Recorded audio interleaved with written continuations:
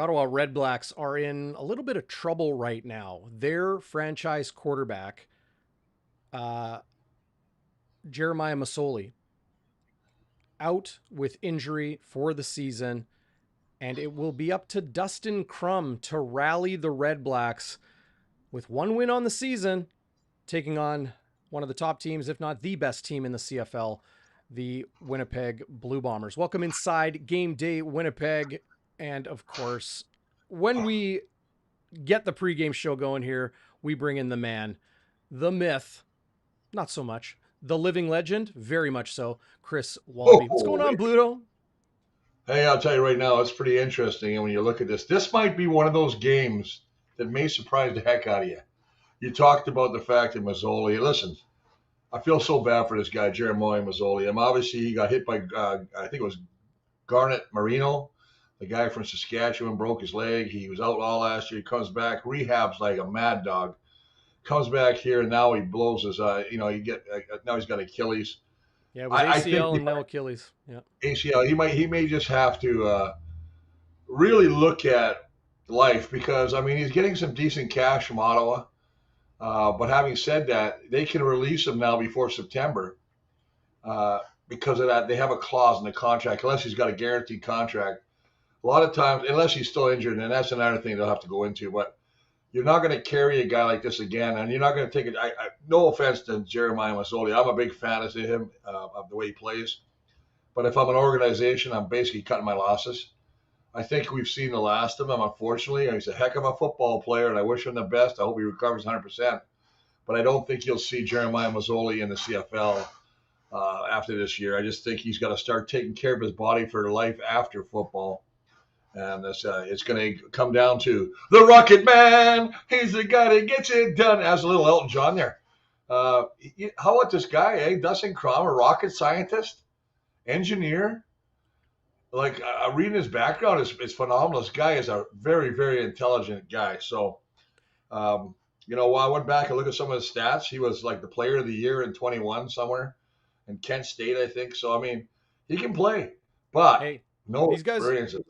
As you know, Chris, these guys wouldn't be playing in the CFL if they didn't have game, but it's what you show on the field when the lights are on, right? And Dustin Crum led the CFL last week in rushing yards with 94. He nearly put that team on his back and helped them win. He almost win. If he didn't get tackled at the 3-yard line or 4-yard line, whatever it was, they would have won. They were actually winning 13-9 in the third quarter against the Ticats. He's not a bad football player, but as you say, here's a guy that's thrown an entire 21 passes in the CFL. He is now the leading rusher coming in today's game for the Redblacks. The leading rusher after one game, 98 yards, whatever he ran for last week. It's just crazy, man. He's going to have to take off a lot and use his legs big time today to avoid that rush because, like say, I think you might have mentioned it too on one of your earlier broadcasts or one of your beautiful hits about the Texas connection, the two ends. Jackson and Jefferson, who are really coming to play. Willie's playing lights out right now, but I love the fact the first thing he did was give credit to his other line mate in Jackson. He says, they can't double team me because then they'll let him go. So, yeah, they're going to have to. Kahari Jones, the offensive coordinator, who we all know very well and love, of course, had a great career in Winnipeg.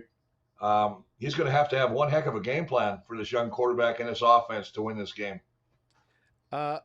We got a lot to get to on the show today. We are going to hear directly from Zach Collaros. He talks about Winnipeg's win over the Calgary Stampeders, what was working so well late in the game, maybe what wasn't working so well early in the game. He also talks about Terrell Pigram, who is now an Ottawa Redblack and will be dressed as the third stringer on Saturday. And we're also going to hear from the man who I think really put himself out there as a emerging star in the CFL, and that's Greg McCrae. Had the long touchdown off the arm of Zach Collaros. I asked him about that. We'll hear from him in response to that, as well as that crazy 102-yard return from a missed field goal that really swung the game to Winnipeg's favor in momentum. But when you're talking about that D-line, Chris, Jackson Jeffcoat was the highest rated pass rusher by Pro Football Focus this past week.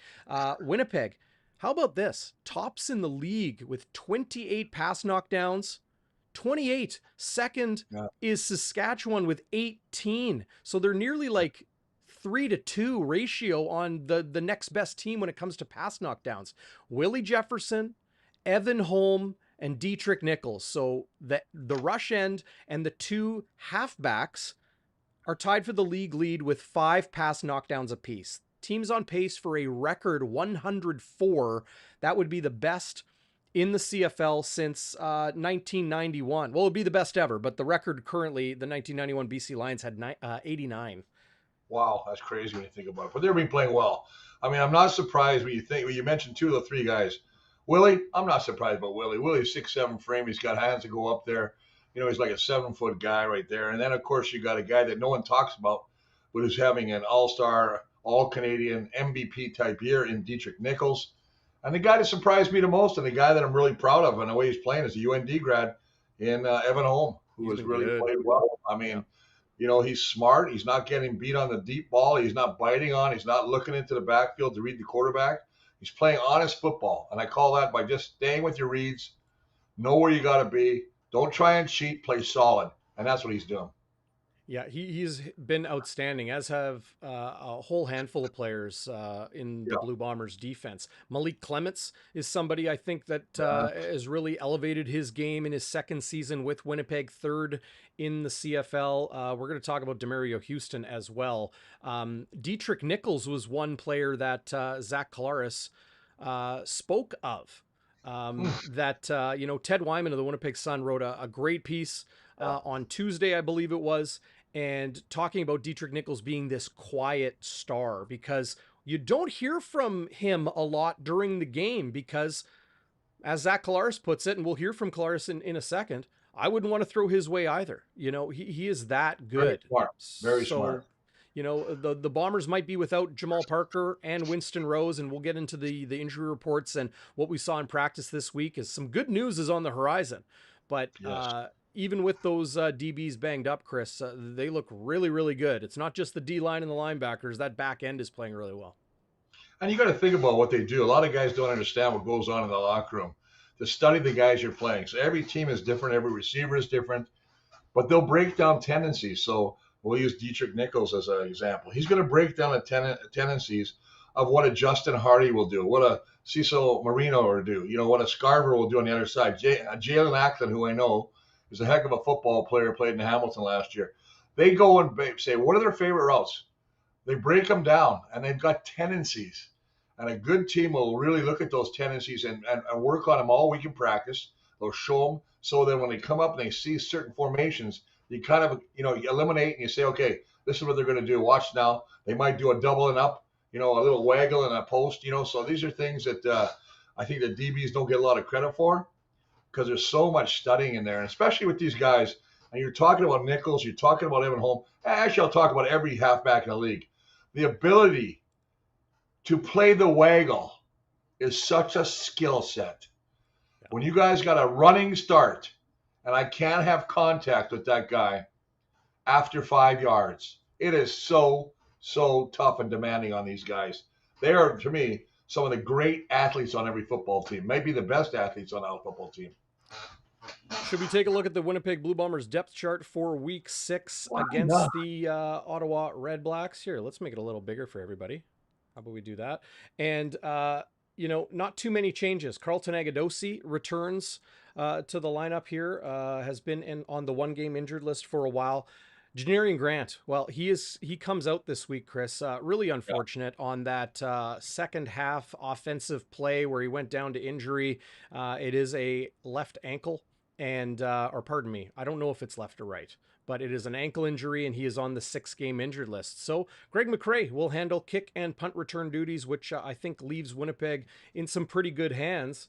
But how do you feel about a player playing slot back and starting at slot back, playing a lot of offensive snaps, and then stepping into the lineup as a returner as well? I don't think there's any issue at all. I think they're all in such great condition now. It's not like the old days where the guy would come in, as you say, they protect them, so they only play him on special teams. I think Greg McCrae is a special type of football player. He can run forever. You saw him on that 102-yard missed field goal return. he's got wheels to burn. I mean, he can just turn it up another notch. So I think it's a great thing having him in that slot back place. I love to see him getting more involved. You saw that pass. He blew by everybody on that 68-yard touchdown pass that really blew the doors off the Calgary Stampeders last week. I love the fact that guys, you know what? You don't put it this way, you don't sit a weapon on the bench. That's stupidity. You got a weapon, you know what? Let him get out there and do damage to the other team.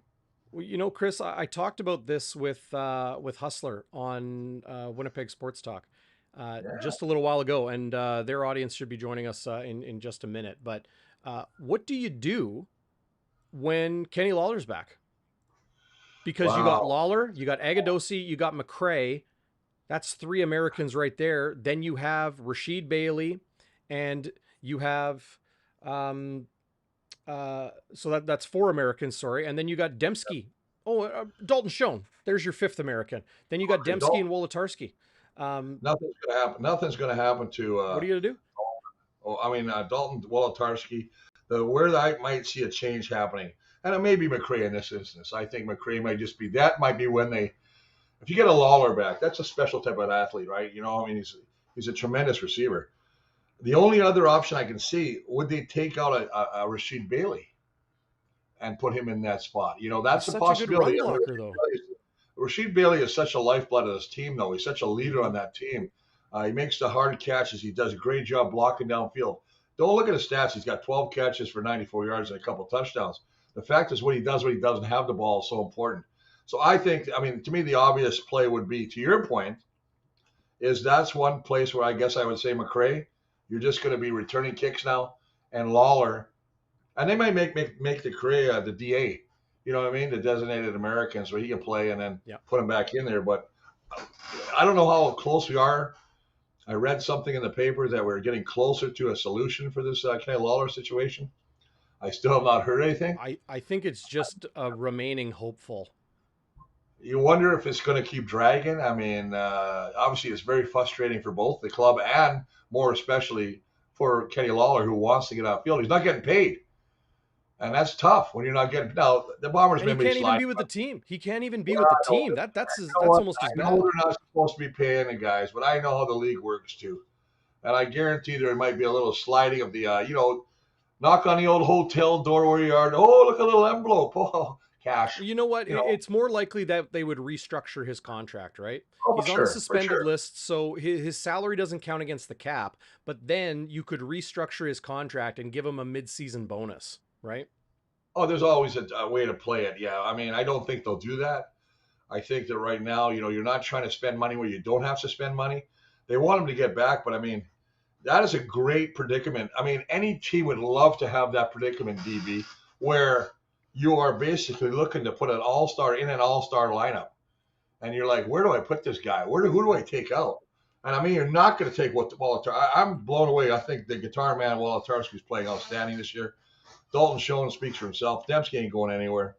Rasheed Bailey, I love the way he plays. I think the only spot is McRae. But having said that, you just hope everybody stays healthy and they can have that luxury. Right. I can't even imagine what this team is going to look like when they get him back and they got a full lineup with him in the lineup, because he's such a deep threat. He's got such great hands.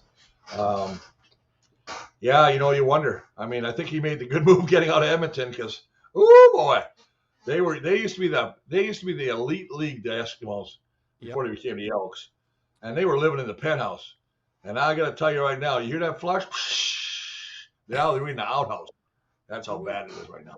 Yeah. Speaking of getting out of Edmonton in time, Sergio Castillo, he has been perfect. He has been perfect for the Blue Bombers this season. 3 for 3 this past week, including a 47-yarder to kick things off. He has now hit 21 straight, 11 straight this year, 11 for 11. And then going back to September 16th of last season when he was with Edmonton, 21 straight field goals for Sergio Castillo. So Winnipeg in good hands there. And while Castillo's made 11 straight for Winnipeg, Mark Leggio, I think he's made 10 or 11. I think he's at 11 now, 11 straight field goals for the Hamilton Tiger Cats. Yeah.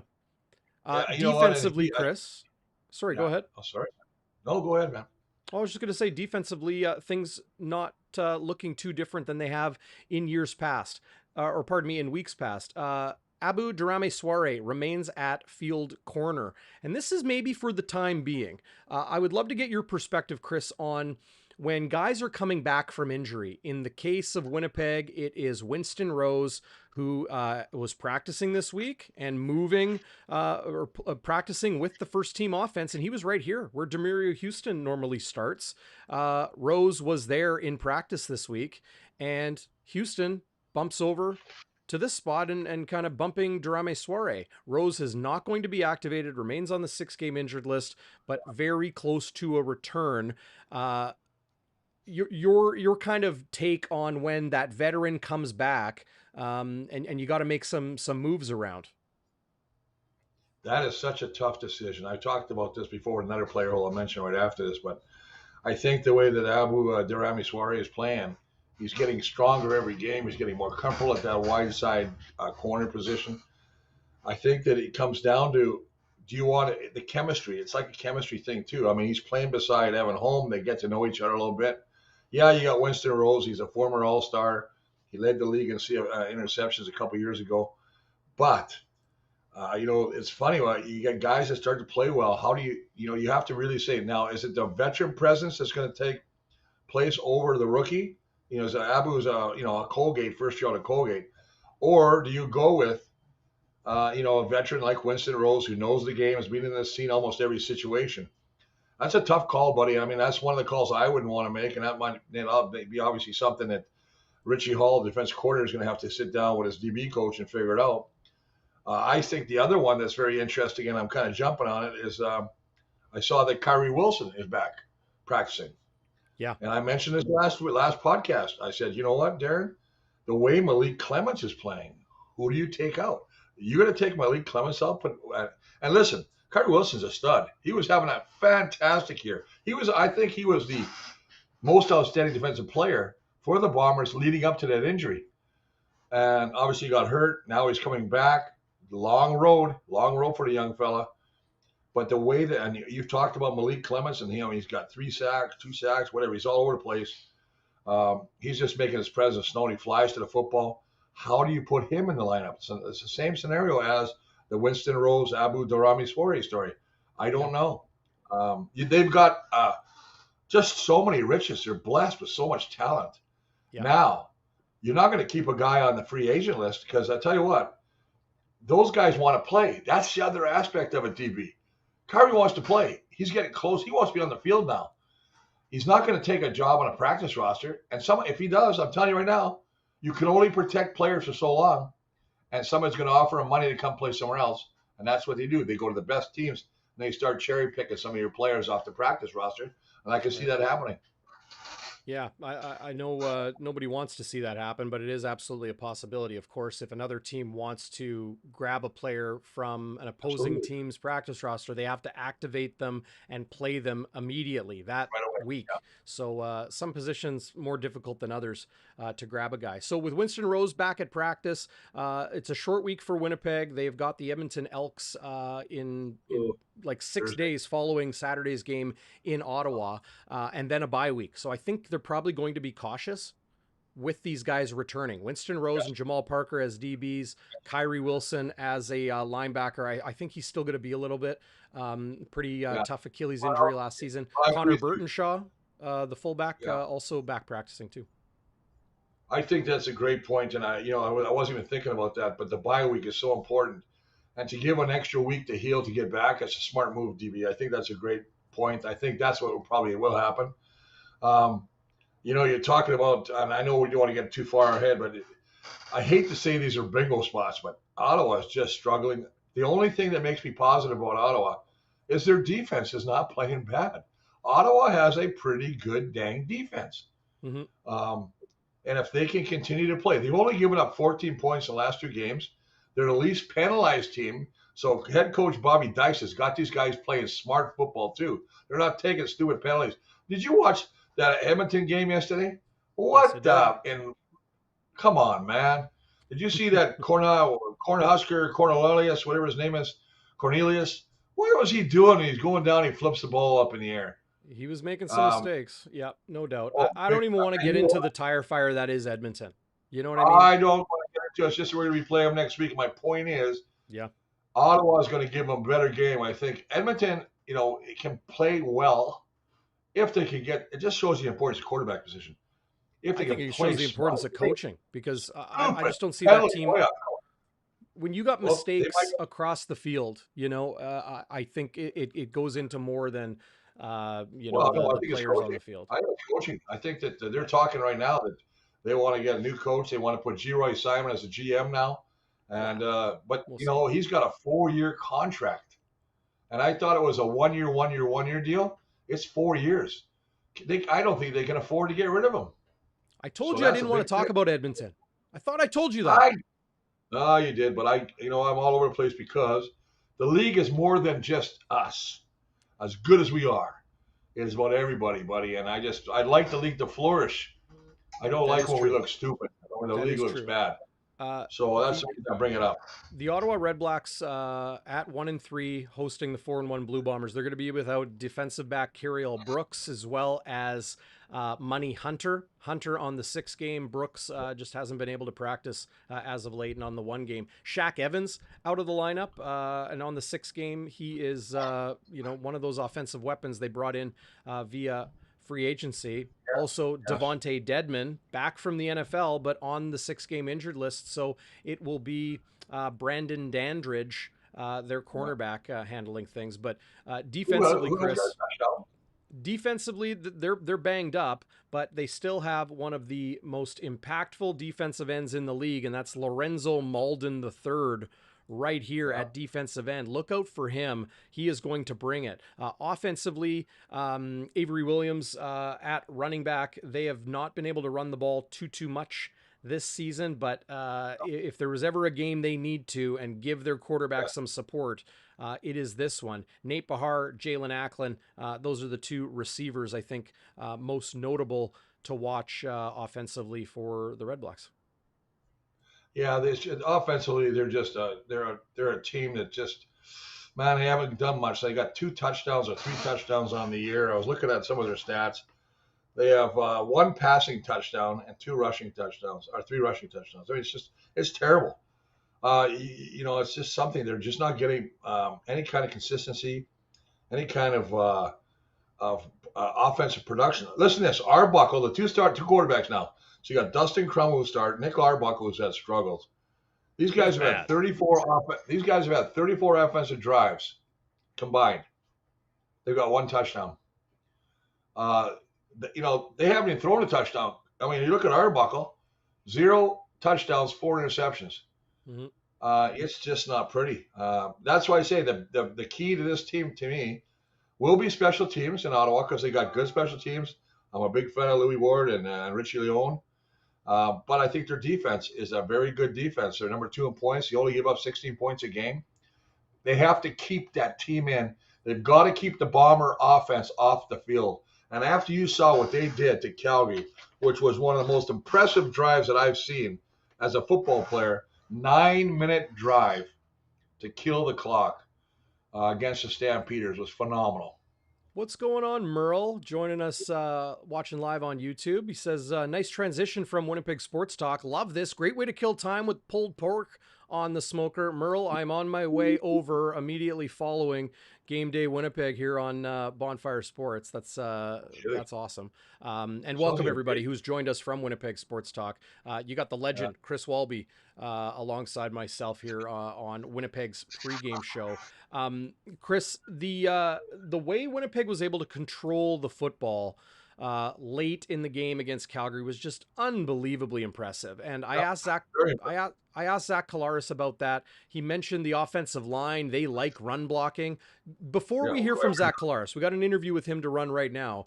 Tell us the mentality of offensive linemen, pass blocking versus run blocking, and how they enjoy the run blocking part. Right on. Well, tell me. Sorry. Oh, I thought you said you're going to run a... Well, I'm going to run it, but first I want you to tell us about that mentality. Oh, mentality is great. I mean, do you want to be the hammer or you want to be the nail? That's the old saying, right? You want to come out, you want to be aggressive, you want to run block. Run block's a lot more fun, especially when you're successful. And especially when you can wear the team out. If you watched the Stampeders last week, the way the Bomber front 5 and the fullbacks blocking, And they open up holes for Brady Oliveira. I thought that Pat Newfield had a fantastic game. As a matter of fact, I thought both guards played very well. Jeff Gray and Pat Newfield, really sealing holes in the middle because Brady Oliveira did a great job rushing. So, I mean, if you can do that and you can watch how it tires down a defense, there's nothing like that. I mean, when you're just getting beat and you know it's coming and you still can't stop it, that is so deflating. And, they're looking at the clock going, oh, let's run the clock out already. Let's get out of here, man. I mean, they held, and that's not even talking about a defense holding Jake Mayer, who's not the Mayer anymore hardly, to 122 yards passing. You know what I mean? So I'm just really impressed with the way the Bombers' offensive line has been playing. They've had one blotchy game or one, game where I wasn't too impressed. We saw that BC game. BC's playing well. I'll give them credit. BC's got good defense. Winnipeg has Ottawa on Saturday, Edmonton back home the following Thursday, then a bye week, August 4th, IG Field, Bombers, Lions. BC Lions, and the rematch. Looking forward to that. All right, let's hear from the quarterback. Here's Zach Collaros, and I believe he starts talking about Dietrich Nichols as a quiet player in the defensive backfield. Kind of describe Dietrich Nichols as kind of a quiet star. It's like you just don't hear his name that often. Well, during the games. I don't mean on the field. I just mean during the games because from our vantage point, you don't hear his name that often when you watch the broadcast. Usually he's got something smothered up, so I wouldn't really throw at him either. I like going out at him in practice, and he's one of my favorite teammates I've ever had to practice against, to talk to, in the locker room about what they're doing defensively, what other teams do around the league defensively, and just about other things. He's an extremely smart player. Obviously, he's extremely gifted, and he's a great teammate. He's a leader on this team, so we're very fortunate to have him. Quiet was a bad choice of words then? Call it what you want. I don't think he'll care, honestly. Calm waters around him. Is that what you're going for? Yeah. Something like that. Yeah. He just again, he's steady. You never really can tell. Especially in the game. To your point, if he's up or down, but he's fun to draw with at practice from time to time. He's a very smart guy, that's why I like him. Zach, what did you see going back to the Calgary game after the first quarter? How did you guys settle in offensively? I think we did better on first down, obviously. There's some that we would want to have back. You get a feel for what a team's doing to you. Our style of football is a little bit different than a lot of the teams that we watch and prep, verse. So you're just kind of getting a feel for it. But we had to do a better job of starting in the first quarter. We know that that comes down to execution of the play call, physicality, all those things that we talk about during the week, and it needs to translate faster. The guys on the O-line said they just felt like they needed to settle in and get more physical, and it seems like such a basic thing. But what does that look like to you, or what does that mean? I guess just being more physical. To their point, obviously again. It's no secret that we run the football here, and teams will run different stunts than you'll usually see on film. I think I'm trying to think back to the Calgary prep. Whoever we were watching before them, I think threw the drop back 42 times in that game. So you're seeing different fronts, different games, different blitzes.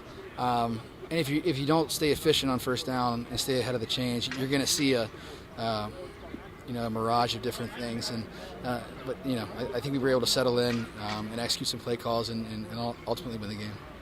When your offense puts together a drive that's nearly 10 minutes, impressive in its own right, is that just it displaying when everything is going right?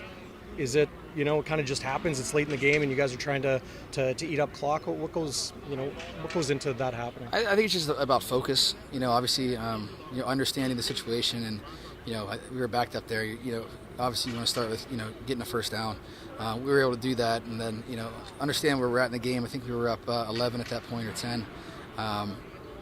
Understand that we need to run some clock, try to stay on the field as long as possible. Again, be efficient on first down, put us in situations where we can convert second downs to stay on the field. And, obviously when you're running the ball for 6 yards on first down, it makes that a lot easier, especially when you have, a guy like Dakota and the way that our offense is able to, push the pile on those second and ones and third and ones even. So, all those things factor in. It's, it's something that we work on. We work on different situations during the week and talk about them often, dating back to training camp. So, I think it was impressive, and obviously it comes down to focus and execution.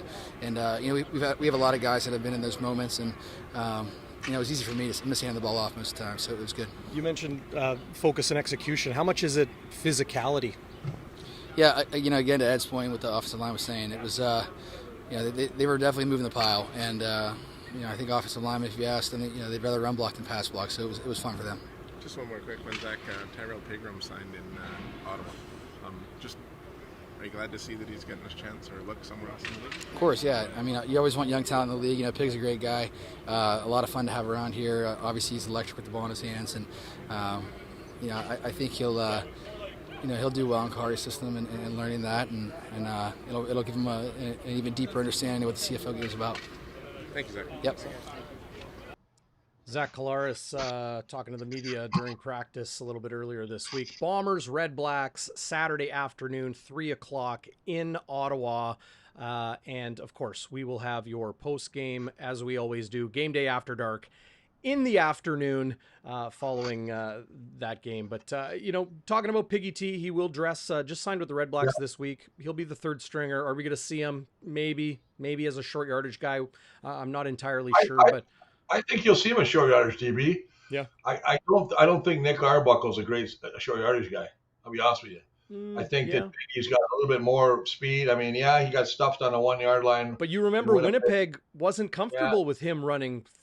Well, that's because they also you got a different guy, body type. They like the big guy like Dakota Prukop. I know. But it was even before Dakota Prukop signed with Winnipeg that Piggy T became. I hate when people say that because the guys. Listen to this. Come on, man. They don't drive me crazy. Matt Dunnigan, not the tallest cat. You got Tracy Ham, not the tallest cat. These guys all did short yarders. They're all studs. Sure. Damon Allen, same thing. I mean, he weighed, 150 pounds? I don't think it has anything to do with it. Drew Brown is not tall. Drew Brown is not tall, and Drew Brown was running short yardage before Dakota Prukop signed with Winnipeg. So Tyrell Pigram was not effective. But I don't mind. Well, he ran it 1 or 2 times. He also took off and made a 40-something yard run. Sure, when he was running the offense, like running it. Yeah, but I still think that listen, I guess I'm just more sensitive to somebody saying to me that this guy can't really do it because of when they put his height in there. I remember Doug Flutie said the same thing. He went to the NFL. Doug Flutie, too short, can't play the game. Guy won like 6 most outstanding players in our league. Again, not the tallest cat. He can't see over the offensive line, man. You know what I mean? But he sure beat the hell out of everybody, hey? So come on, man. Yeah, sure. I get that. Well, I don't care if you agree with me. I'm telling you the truth, brother. Yeah. Hey, that's why we have the conversation here. You're very confident there. That was like a weak one. You know one thing we can't agree on, though, Chris? What's that? Well, it's stopping by Shannon's Irish Pub. Woo! 175 Carlton Street in the heart of downtown Winnipeg. Eclectic atmosphere. Winnipeg's hidden gem under the streets. Just a quick Brady Oliveira screen pass down the block from True North Square. 21 beers on tap. Every single Jets game, every single Blue Bombers game, home and away. They have got game day specials on food and beverages. Check them out, shannonsirishpub.ca. Go try the wild boar and venison burger. It's got a blueberry compote and smoked cheddar. If that's over your head, fine. It is going to go down so well at Shannon's Irish Pub. Go check them out. Hey, man, I've got a craving for wings. So I tell you what, it's like Friday night wing. Yeah, I would like to go. Yeah, I'm thinking about it, brother. I'm telling you, one of these days we definitely will hit it up there. Well, if I don't go to Merle's for the smoked pulled pork, I'll probably head to Shannon's. I thought Earl's changed. I thought Earl's went to a different. No. Earl, who was in our live chat, he said he was smoking some pulled pork. Pulled pork. Yeah, I'm not going to that other. I'm not going to that other place. No. Well, that's what I said. Don't. Let's not even talk about that other place. Okay, listen. I want to go into one of the comments really quick, and I don't like. Okay. I know you don't like me going all over the place, but love it. I can't remember who said it up here in the comments, but they're asking about Bethel-Thompson, and asking about what's he going to do. You'll get that name right by the time he wins a Grey Cup championship. Oh wait, he did. McLeod Bethel-Thompson. Yeah. But why is this guy? He thinks he's going to go to the NFL because he only needs a few more games to get his pension. But it's not a chance. He's 36 years old. Man. 35. That's what I'm saying. He's not going to go. There's too many young guys in the NFL they're going to bring up. Now, I know there's a lot of guys who are trying to sign him right now. I know Ottawa made him an offer, and that's the reason I'm bringing it up here, because Ottawa did make him a nice offer to come to Ottawa. And I know that Edmonton's looking at him right now. Sure. So he could get a nice rich contract by coming back Will he Okay. do that? Okay, go ahead. You want to say something? Say it. Yeah. Oh, I don't want to interrupt you. No, I'm just saying. I think that it's interesting when you get a guy like that, because to me, when you get a guy like that who I always thought throws the ball so beautifully, and he can come back and play and bring the league to a better place, and if he can make Ottawa a better team, or if he can make Edmonton a better team, more power. He's not going to go to Toronto because they like this Chad Kelly. Now, he might go to Toronto. I could be wrong. I don't see it, though, because he's not going to go to be a backup. He wants to start, and Chad Kelly is the man right now in Toronto, and they got a great start. So, but anyway, somebody asked me about that, and it might be Hamilton. There you go, Transcona Paul. He might be Hamilton. I mean, now that the quarterback got hurt yesterday, that kid, the rookie, came in through a first pass, nice touchdown pass. It was, I mean, I think that Edmonton still could have won the game if they not made so many stupid boneheaded mistakes. Drove me freaking crazy. All you want to do is talk about Edmonton. I don't get it. Everyone loves a car crash. I know. I don't like a car crash. I'd like to see it get fixed. Put some tires on that. You ever seen a Fred Flintstone cartoon? Yeah. Okay, Google it and look at the cartoon and ask him how that back wheel stays on. If you take a look, it's stuck on. Here, there's no back and tires. Just well, there's a lot of things in that show, and then these are things that I think about. Yeah, I'm sure you're a fan of the Jetsons and the Flintstones, like when they combined, right? That was cool. Hey, listen, man, all the stuff the Jetsons did has all come to true now. Zoom calls and all that stuff. It's crazy when you think about it. That's true.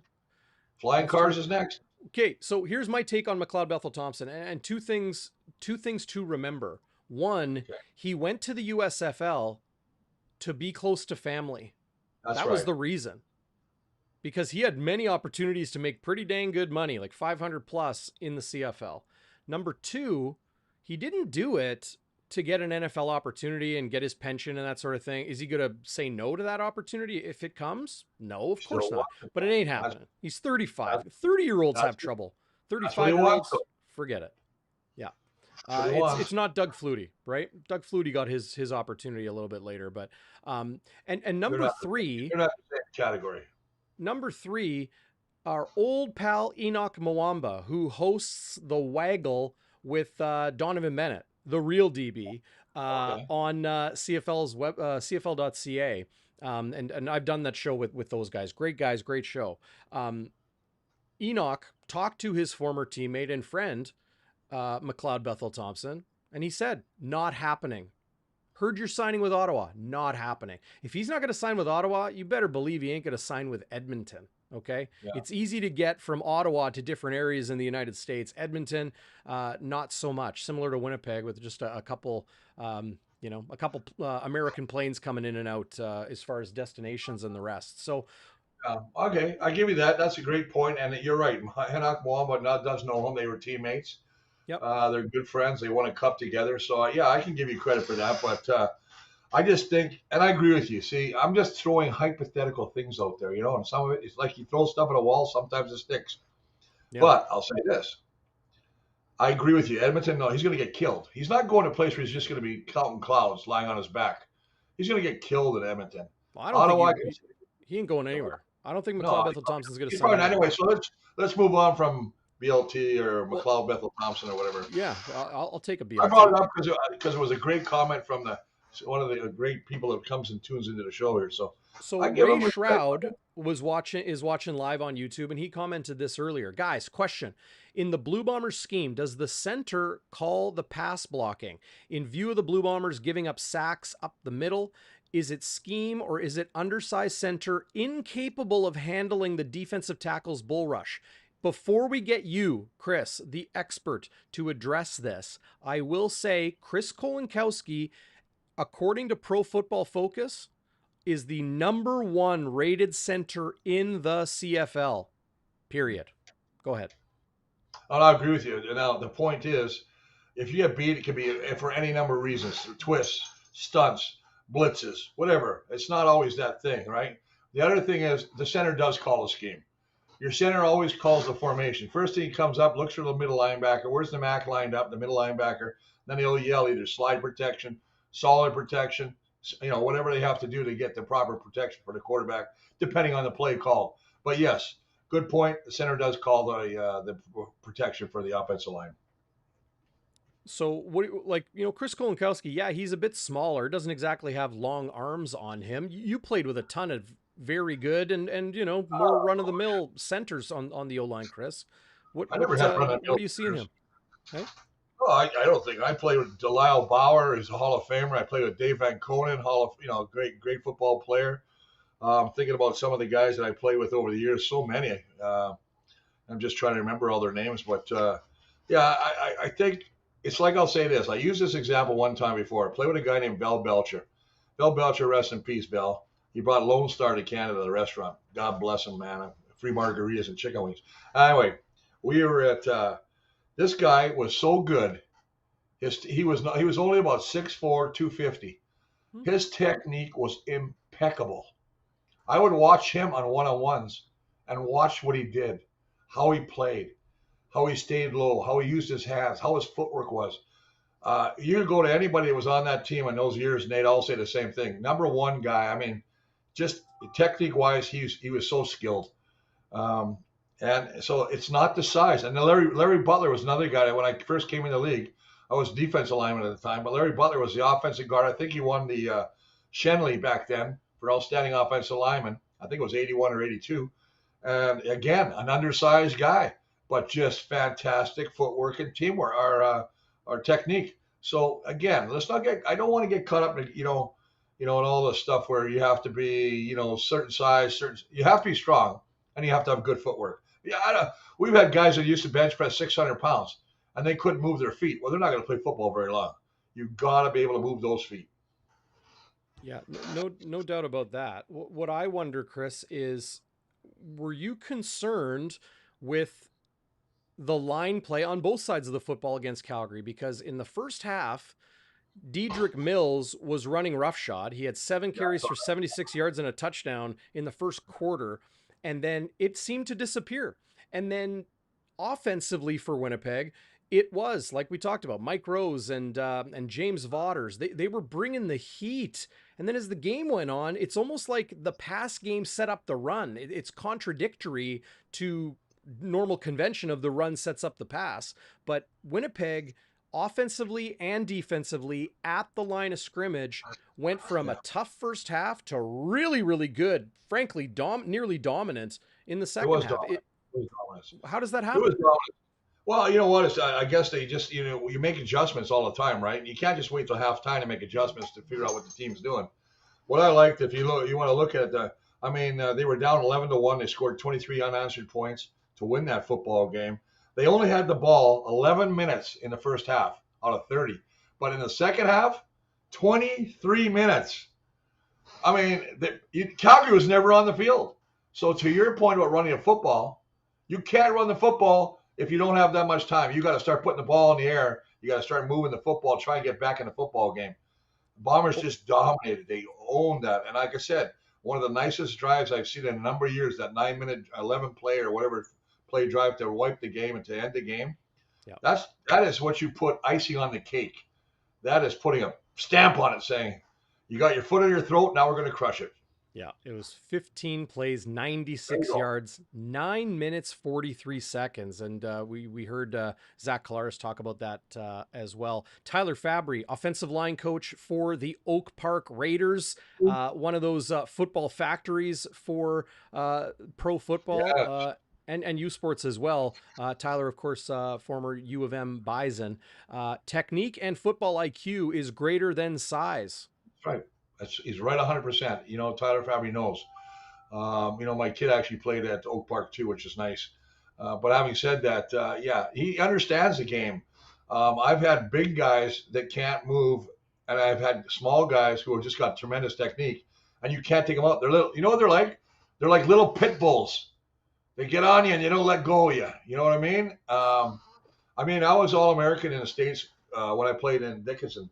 And I went and we played in a team called from Chadron, Nebraska. And I was going against a guy that was probably, I'm going to say 5'8", 5'10". I thought I was going to have a field day. I got a defensive tackle. Right. That guy, he kicked my ass. He got under me. As low as I would go, he'd get lower. He's like a grasshopper. I couldn't get any lower. and he just had great technique. And if I went to lift and try to swim him, it was just like trying to throw a shadow off you. You can't get rid of him. Yeah. And I just had so much respect. I shook his hand after the game and said, man, great game. So again, not the size, technique. And anybody that doesn't admit that they got their butt handed to them a couple times is a liar. Yeah. Well, a lot of people in the live chat mentioning John Bonk as an undersized. Absolutely. Center. Yeah. Rainbow. Because if you're a little bit shorter, you kind of have a leverage advantage, like to your point, Chris. And it can be tough if the technique is there and their feet are right. They're not going to let anybody get past them because they're going to be underneath you, right? So you can be 320 pounds and move like a gazelle, but it doesn't matter if somebody is picking you up from underneath. Well, and that's the thing, right? I mean, if you're looking like if you're a small guy and you don't have proper or quickness, you have to get set real quick because you're susceptible smaller to the bull rush. Yeah. Right. If you don't pop up, so we used to have guys put their hands down, and I would step on their hands. So I'd go set, and if they didn't move fast enough, I'd step on their hand. Even with the yard gap. Oh no, I was coaching, helping out kids. But I wasn't using cleats. I was just using runners. Oh yeah. Well, I would get them moving. Runners. I wasn't breaking kids' fingers. But I tell you what, you step on a kid's hand a couple times, he's getting up there quick. He's got his hands up. Bam, there he is. That's what you want, man. There's the good coaching. There, maybe the Edmonton Elks are calling. Sticking with the offense, another great comment from Tyler Fabry. More empty 6 wide receiver sets when Kenny Lawler comes back. Number 10, Nick Dembski, can be that hybrid wide receiver running back. It'll be interesting to see how that shakes out if and when Kenny Lawler comes back. Paul Audette asking what everybody is asking. Is he even going to play this year? We don't know, and we won't know until we actually for sure know. So it stinks right now, but that's the way it is. Speaking of... tell Paul it's Pluto, not Pluto. I'm not a planet. You're not Mickey Mouse's dog, Pluto? Oh, that's funny, man. Oh, it's just a slip on the keyboard. Well, you know what? The P and the B aren't very close to one another. See, I'm watching everything. I read everything, man. That's what I like, man. Man, hey, that's why you were a Hall of Fame football player, Chris, because you got the good eyes along with the size and speed. I had good eyes, though. Not very articulate, obviously, but that's okay. Speaking of offensive players and the glut of talent they have in the receiving corps, well, he's going to return kicks Saturday afternoon in place of the injured Janarion Grant. Here is my conversation, along with others in the media, with Greg McCrae. I believe I can do whatever the team needs me to do, wherever that is, wherever they need me to be. They've asked me to do a lot over, the past 2 years, and, whatever role they need me to do, that's what I'll do. You get a lot of satisfaction from not just being given an opportunity, but then making something happen like you did in those opportunities. Yeah, because it's just a testament of hard work. I say this all the time, but I'm just blessed just to be able to be in this position, to be with this team, these guys. I wouldn't be here, without my Lord and Savior. So, just being able to be here with these guys, a great group of men, coaching staff, and them being able to trust me, it means a lot to me to be able to go out there and perform for them. Could you walk us through the touchdown grab? To the layman, us watching, it kind of looked like, Zach just dropped back and threw it up there for you to go get. It was just a good call by the coach. He seen, film study, going through what we do all week. We practiced every rep in practice, got the right call for the right look, and just ended up, executing it to perfection. And, that's as simple as that, just a good call and execution by everybody across the board. I'm sure you're hoping the team continues to utilize you in a lot of different ways. Yeah, always. I really just want to do whatever it takes to win, regardless of what it is. Of course I want to play, but whatever they need me to do to continue to help this team win, that's what I'll do. Greg, what do you see yourself as? Obviously you can run, you can catch, you can return. What do you coin yourself as anything? Is it just a football player, or what do you coin yourself as? Yeah, I think that's the ultimate compliment, being called a football player, not really being labeled. So, that's how I see myself, and I try to uphold that standard. And like I said, just be able to be available for anything that they need me to be. It didn't look like you did much, at least in my research, it didn't look like you did much returning in college. Where did this knack for a return game come from? I feel like I've always had the ability. I did it a little bit in college, And my running back coach from college actually was my return coach. So even though I wasn't returning in games, he always had me back there in practice doing returns and practicing and honing the skills so that when I get the opportunity that I will be able to, fall back on my habits. So. How about that? Not being a returner in college, coming to the pros, but then being ready for that opportunity. And he really took advantage of it, Chris. It was really eye-opening to see Greg McCrae do the things he did. Yeah, you know what? I know you call him a crazy. He's got flat out speed. And, I know that play was so good because it was a great call by Buck Pierce, the offensive coordinator, where he ran a little sideline route and he got that one DB to peek and looked into the backfield, and that allowed McRae to just zip past him and go on a streak pattern for that 68-yard touchdown. But, yeah, I mean, you listen to the guy talk. He's happy to be here. You just love guys like that. Again, it's another reflection of the guys they bring into the locker room. Yeah, you can be great players, but you have to fit the culture in the locker room, and he does. You can see it.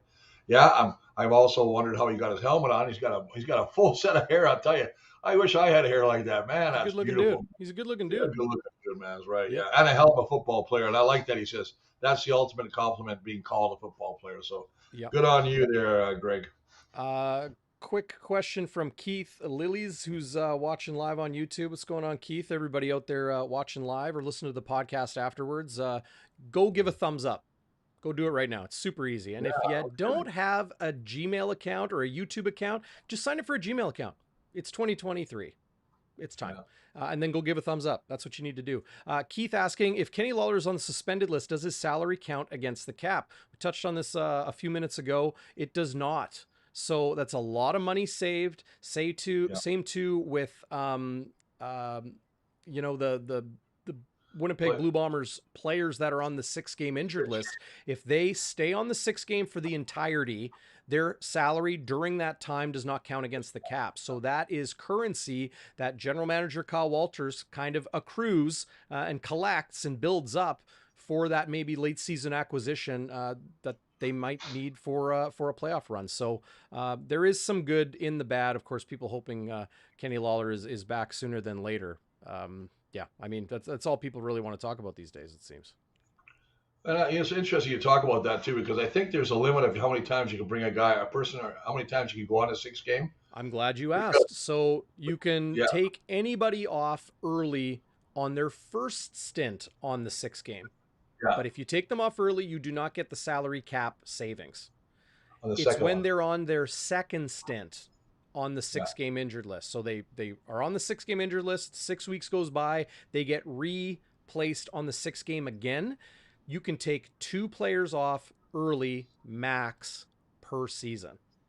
So that's a great rule though, to avoid guys just throwing people out on the 6 game to avoid, play the salary cap game. So that's one rule that's pretty good. I'll say this though, and it's one of my little pet peeves right now. I've watched a number of games. Matter of fact, I've watched pretty much every game. The pass, I think the command center has to get more involved. This pass, illegal interference, some of these calls are horrendous. Listen, the one against Calgary, the one that we got to our benefit that led to a touchdown, it was against Calgary. It was a horrible call. To Winnipeg's benefit? They were stopped second, and they were second down, and they called illegal contact on a receiver, and the guy just went like this and didn't even touch him, and Winnipeg took over again, and they threw the touchdown pass. I believe it was to Schoen. I don't know who got the touchdown at that time, but I do remember the illegal contact penalty that Dietrich Nichols got, and that was indeed illegal contact. Yeah. But the reason I think a lot of people don't like it, Chris, and this could be the reason you don't like it either. Let us know. Is because sometimes they're so far away from the play and not, they're incidental. They're irrelevant to what's happening. Why the command center has to get involved, or they should have a special referee up there somewhere that says, this should never, it should never affect the outcome of a game. And I still remember the Super Bowl a number of years ago, a flagrant guy running a receiver over in the end zone, and they didn't call pass interference. He ended up losing the Super Bowl. To me, that's NFL. Still, that's their own issues, but we can be better than that. And that drives me a little crazy because I think that the referees we do have, the officials we do have, are doing a great job. But you can always have an extra set of eyes. I think it's a beautiful thing having another guy saying, hey, you know what, upon further review, Right. We're just going to take a look at it. Now, I don't give a shit if it makes the game going to last another extra 4 minutes. Do you know what I mean? Get it right. Don't lose the game because of some, and that's why I'm saying this is not ragging on the officials. I think we need an extra set of eyes is all I'm saying.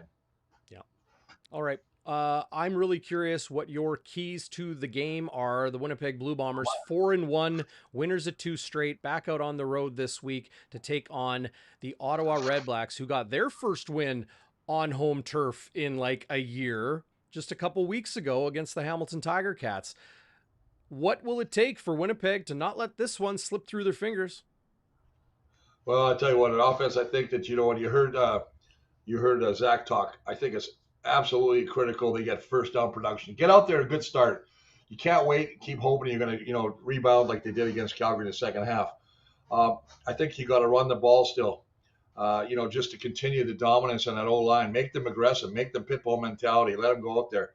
On defense, listen, they can't run the football very well. So for me, it's stuff in the run and crumbling Crum. And I'm using a little game there, but crumbling Crum, because make him beat you with the pass. And I think, you make him one-dimensional, you got a great shot. Special teams, I think it's going to be McRae Day. I just think he's going to do some good things there. I know that Ottawa's not bad on special teams, but I really like this kid, even more so after watching the interview that you posted, buddy. So those are my little keys there.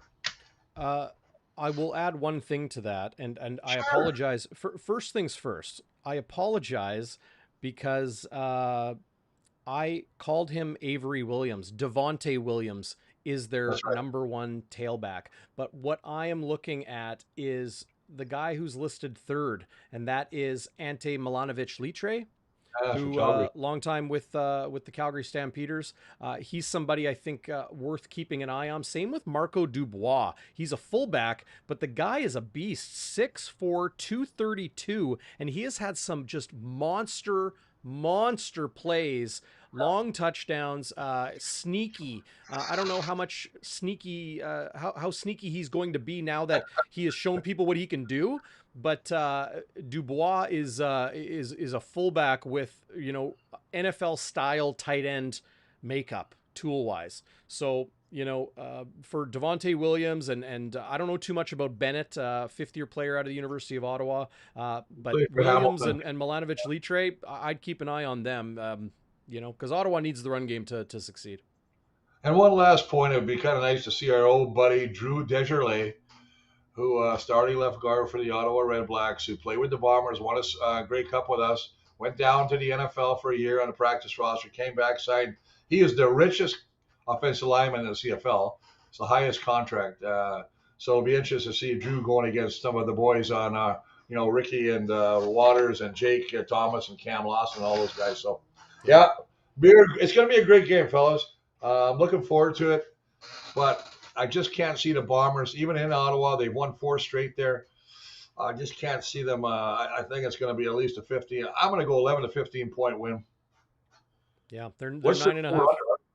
What is it? 9.5 favorites the Blue Bombers are. But hey, if you don't got plans for the game, why don't you head down to Shannon's Irish Pub, or maybe after the game, and get your evening going for the weekend at 175 Carlton Street.